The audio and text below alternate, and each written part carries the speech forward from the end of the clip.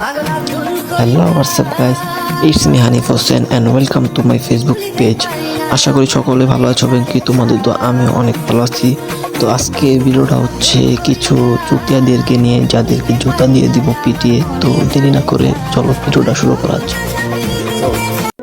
তো ফাইনালি আমার খারাপ সময়টা চলে এলো। তাহলে তোমার ভালো সময়টা কবে ছিল? চুতিয়ার বাচ্চা হন, তোর বাপের ভালো সময় ওই টাইমে আসছিল যখন তোর বাপের টিকটক প্ল্যাটফর্মের বাইরে আসছিল, বুঝছস?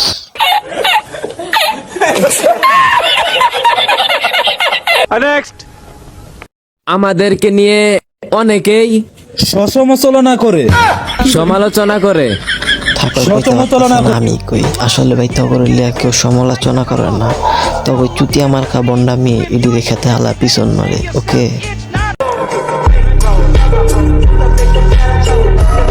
বন্ধু বেশি দরকার নাই, ভাইয়ের মতো বন্ধু একজন পাশে থাকলেই হবে রে ভাই। আচ্ছা এটা আপনার বন্ধু? আমি মনে করছিলাম এটা আপনার চুতিয়া মার্কা একটা পোলা, যার লাগে আপনি টিকটক বানান।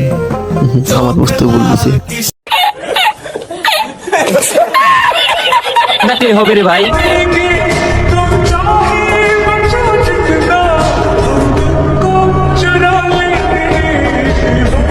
कौन है ये लोग? कहां से आते हैं ये? ভাই আপনাকে বন্দুক তো ঠিক আছে মানলাম, কিন্তু আপনারা যেমনি জাবরা জাবরি করতেছেন, এটা তো আমি দেখছি সাকিব খান নায়িকা নায়িকারে এমন করে জাবরা জাবরি করতে। তো ভাই এডি কি?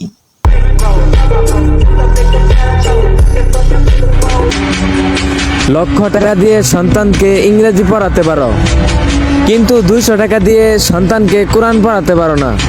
তুমি বৃদ্ধাশ্রমে যাবে না তো কে যাবে? বৃদ্ধাশ্রমে তোমার বাবা যাইব, বুঝো নাই? বৃদ্ধাশ্রমে যাইব তোমার বাবা। তোমার মতো চুতিয়া টিকটকার যদি পোলাপানের বাপ মায় দেখে যে মাদ্রাসায় পড়াট লেখা কইরা মিউজিক দিয়ে এমনি টিকটক করতেছে, তাহলে হ্যাঁ মনে মনে কইব যে আমরা মাদ্রাসা না পড়া ইংরেজি শিখাম ভালো।